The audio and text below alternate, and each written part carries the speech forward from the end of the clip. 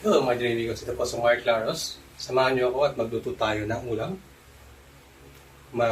Gagata tayo ng yellowfin. Tara!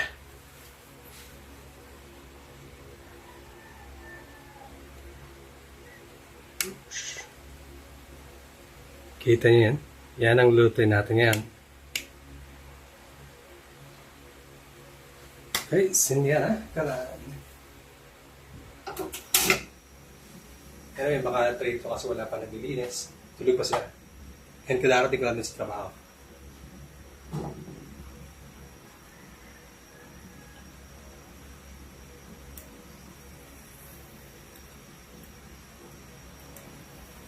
Tagal naman.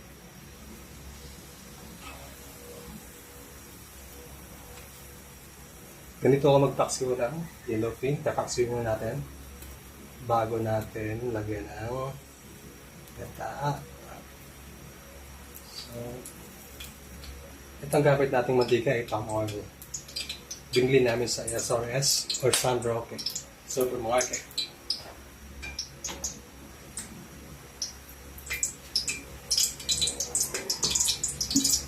Siyempre, huwag natin kakalimutan. Lagyan ng asin yan.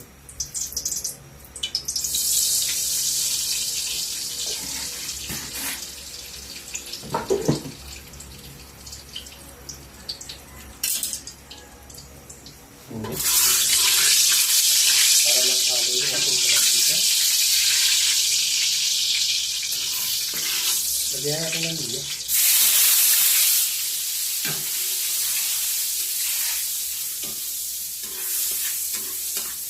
Siyempre, pag golden brown, lagyan natin yung bawang. Kasi hindi pa.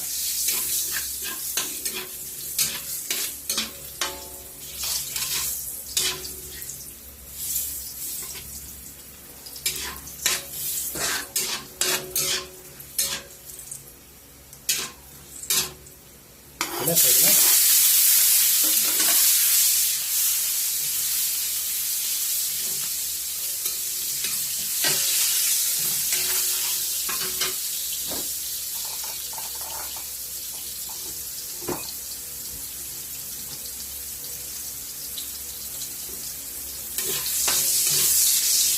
Siyempre, gaya ng sabi ko, paksiw. Bigyan natin ng konting suka bago natin ilagay yung yellowfin.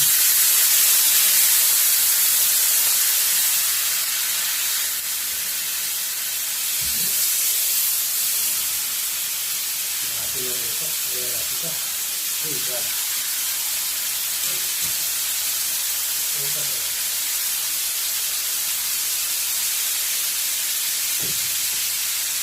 Tatapila mo ako ito.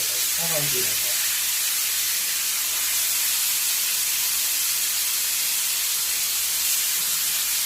Yeah.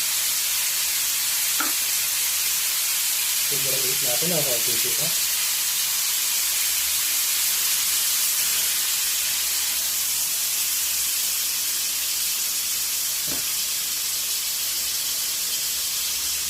Siyempre, huwag kalimutan. Paminta. Sweet sour.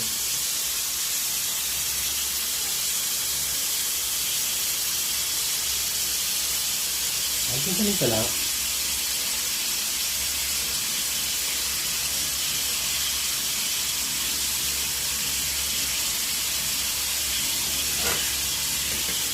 Takpan natin ng konti.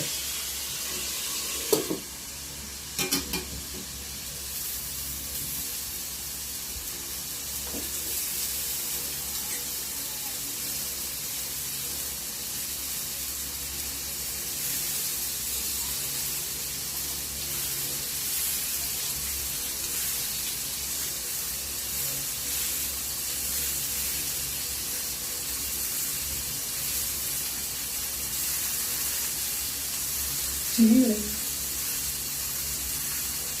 Dami yan sa sige. Siyempre, para malasa yung paksiw. Lagyan natin ng konting suka eh. Panablaba.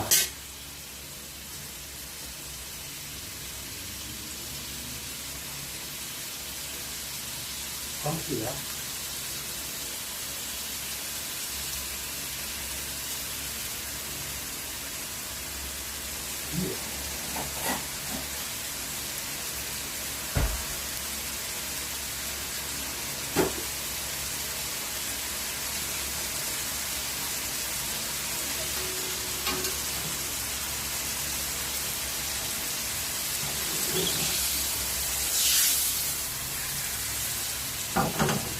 Ngayon, dahil din sa kaya natin siya lagyan ng konting tubig.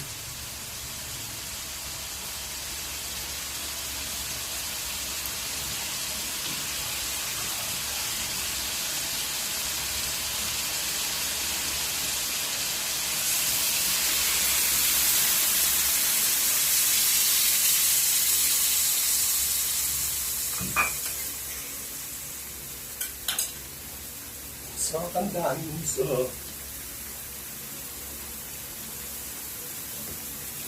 Pwede na rin natin lagay yung sili natin. Tap pa ng konti. Bagya lang.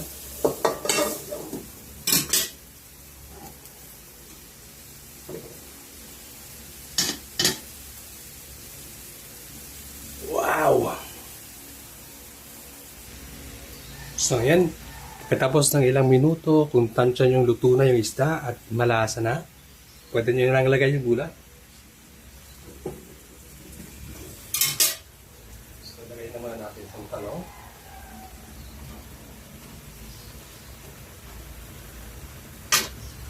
Siyempre, para hindi magbago yung lasa, kailangan maglagay ka ng konting suka kasi di mo na matatansya yan. Konti lang. Then, dito ko na nalagay yung suka. Konting asin. Konti lang. Para maglasa lang yung gulay.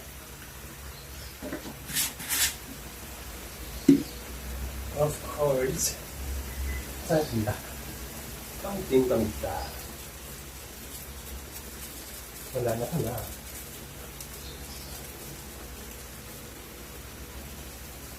Yan. Kasi hindi natin pwedeng haluin ito. Sama na natin yung gulay nito sa pagtatakbo. Nga pala yung talong na yan, yung iba niyan iuod, hindi ko na tinanggal. Sayang din, sustansya din ba? Saka isa pa, yung uod, protein din. Oh, sayang. Of course, prepare natin si Coco Mama. Oh, meron price pa. Totoo bang 38 ito? SRP? Parang zestaw lang ah. Alala ko ng bata pa. Pwede kaya higupin to? Joke lang. Tingnan natin kung luto na yung talong. Pag luto na siya, well, lagyan natin si pechay. Ito ko yun.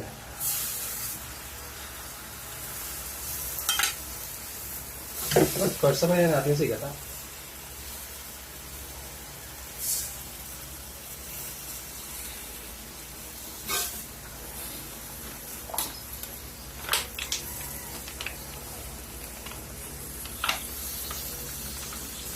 Siyempre, may way tayo. Pinay tayo eh. May way tayo dyan. Para may konting sabaw.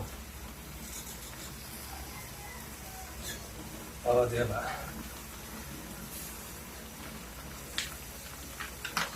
Then, takpan ng bagya para maluto si gulay.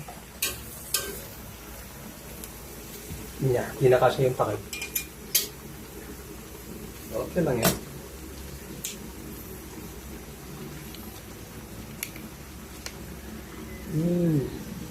Anyway, my dear amigo, habang nagluluto ako, habang pinapalamod natin yung pechay.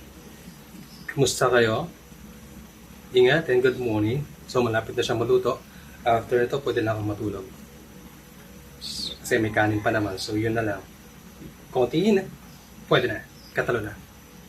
So, balik tayo sa kabila. So ayan, may Drimigo. Madami siyang gulay. Masarap pag madaming gulay. Habang naghihintay tayo maluto yan, pwede natin siyang tikman. Tadiyan tada, tumauran.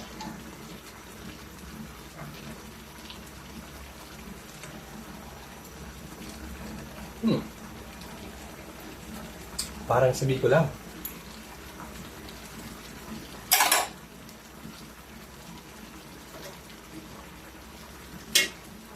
So yan, we'll wait for a few minutes. Pwede na yan.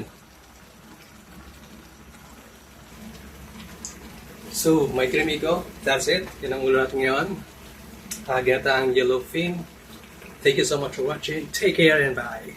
Space out.